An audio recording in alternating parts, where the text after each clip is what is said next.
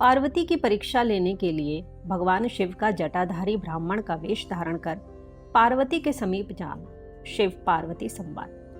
ब्रह्मा जी बोले, हे नारद, उन मुनियों के अपने अपने लोक चले जाने पर जगत सृष्टा प्रभु शिव ने स्वयं पार्वती के तप की परीक्षा लेने की इच्छा की। प्रसन्नचित्त वे शिव जी परीक्षा के बहाने उन्हें देखने के लिए जटाधारी रूप धारण कर पार्वती के वन में गए।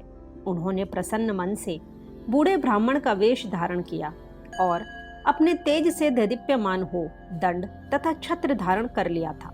वहां पर उन्होंने सखियों से घिरी हुई उन विशुद्ध पार्वती को वेदी पर बैठी हुई साक्षात चंद्रकला के समान देखा। तब ब्रह्मचारी का रूप धारण किए हुए वे भक्त वत्सल शिव उन देवी को देखकर प्रेम पूर्वक उनके समीप गए। उस अपूर्व तेजस्वी ब्राह्मण को आया हुआ देखकर शिवजी ने सभी प्रकार की पूजा सामग्री से उनका पूजन किया।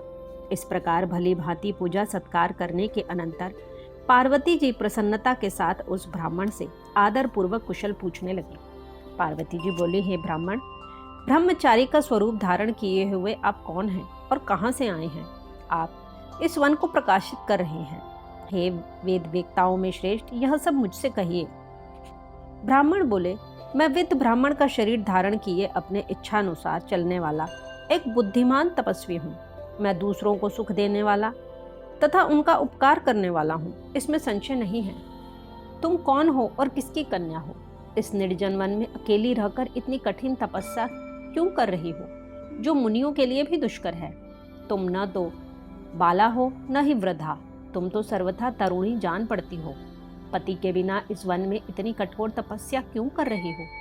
हे भद्रे, क्या तुम किसी तपस्वी की सहचारिणी हो जो इतनी घोर तपस्या में निमग्न हो? क्या वह तपस्वी तुम्हारा पोषण नहीं करता अथवा तुम्हें छोड़कर अन्यत्र चला गया है? तुम किसके कुल में उत्पन्न हुई हो? तुम्हारे पिता कौन हैं तथा तुम्हारा क्या नाम है, यह बताओ। तुम तो सौभाग्यशालिनी हो, तपस्या में तुम्हारी आसक्ति तो व्यर्थ ही है। क्या तुम वेदों की जन्मदात्री सावित्री हो या महालक्ष्मी हो अथवा सुंदर रूप धारण किए हुए सरस्वती हो? इनमें तुम कौन हो, मैं अनुमान नहीं कर पा रहा हूँ। पार्वती बोली, हे वेद, न तो मैं सावित्री हूँ, न महालक्ष्मी और न ही सरस्वती ही हूँ। मैं हिमालय की पुत्री हूँ और मेरा वर्तमान नाम पार्वती है। पूर्व जन्म में मैं दक्ष की कन्या थी। उस समय मेरा नाम सती था। मेरे पिता ने मेरे पति की निंदा की थी, इसलिए मैंने योग मार्ग का अवलंबन कर अपना शरीर त्याग दिया था। मैंने इस जन्म में भी भाग्यवश शिवजी को ही प्राप्त किया, परंतु वे कामदेव को जलाकर मुझे छोड़कर चले गए। हे विप्र, शंकर जी के चले जाने पर मैं कष्ट से उद्विग्न हो गई और तप के लिए दृढ़ होकर पिता के घर से गंगा के तट पर चली आई। बहुत समय तक कठोर तपस्या करने के बाद भी मेरे प्राण वल्लभ सदाशिव मुझे प्राप्त नहीं हुए। इस कारण मैं अग्नि में प्रवेश करना चाहती थी, किंतु आपको देखकर क्षण मात्र के लिए रुक गई। अब आप जाइए। शिवजी ने मुझे अंगीकार नहीं किया, इसलिए मैं अब अग्नि में प्रवेश करूंगी। मैं जहां जहां जन्म लूंगी वहां भी शिव को ही वर रूप में प्राप्त करूंगी। ब्रह्मा जी बोले, इस प्रकार कहकर पार्वती ब्रह्मचारी द्वारा बारंबार निषेध करने पर ही अग्नि में प्रवेश कर गई। पार्वती के अग्नि में प्रवेश करते ही उनके तपस्या के प्रभाव से वह अग्नि उसी समय शीघ्र ही चंदन के समान शीतल हो गई। क्षण भर अग्नि में रहने के बाद ज्यों ही वे द्युलोक जाने को उद्युत हुई, तब विप्र रूप शिव हंसते हुए उन सुनंदरांगी से सहसा पूछने लगे। द्विज बोले, हे भद्रे, तुम्हारी यह कैसी तपस्या है? मुझे तुम्हारे यह इस तपस्या का कुछ भी फल नहीं जान पड़ता। इस अग्नि ने तुम्हारे शरीर को भी नहीं जलाया और तुम्हारा मनोरथ भी प्राप्त नहीं हुआ। इसलिए हे देवी, सब प्रकार का आनंद प्रदान करने वाले मुझ विप्र वर्ग के सामने तुम अपना मनोरथ ठीक से कहो। हे देवी, तुम पूर्ण रूप से इस बात को यथाविधि कह दो। परस्पर बातचीत से हमारी तुम्हारी मित्रता हो गई, अतः तुम्हें इस बात को गोपनीय नहीं रखना चाहिए। हे देवी, इसके पश्चात मैं पूछना चाहता हूँ कि तुम कौन सा वरदान चाहती हो? हे देवी, मुझे सारे वरदान का फल तुम ही में दिखाई पड़ रहा है। यह तपस्या यदि तुमने दूसरे के लिए की है तो वह सारा का सारा तुम्हारा तप व्यर्थ हो गया और तुमने हाथ में रत्न को ले करके उसे खोकर पुनः कांच धारण किया। इस प्रकार की अपनी सुंदरता तुमने व्यर्थ क्यों कर दी? अनेक प्रकार के वस्त्र त्याग कर तुमने यह मृग चर्म क्यों धारण किया?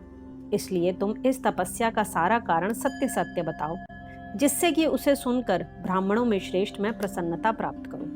ब्रह्मा जी बोले, जब इस प्रकार उस ब्राह्मण ने पार्वती जी से पूछा, तब उन सुव्रता ने अपनी सखी को प्रेरित किया और उसके मुख से सारा वृतांत कहलवाया। तदनंतर उस पार्वती से प्रेरित होकर पार्वती को प्राणों के समान प्रिय तथा उत्तम व्रत को जानने वाली विजया नाम की सखी उस ब्रह्मचारी से कहने लगी, हे साधो, यदि आप इस पार्वती का श्रेष्ठ चरित्र एवं इसकी तपस्या का समस्त कारण जानना चाहते हैं तो मैं उसे कहूंगी, आप सुने।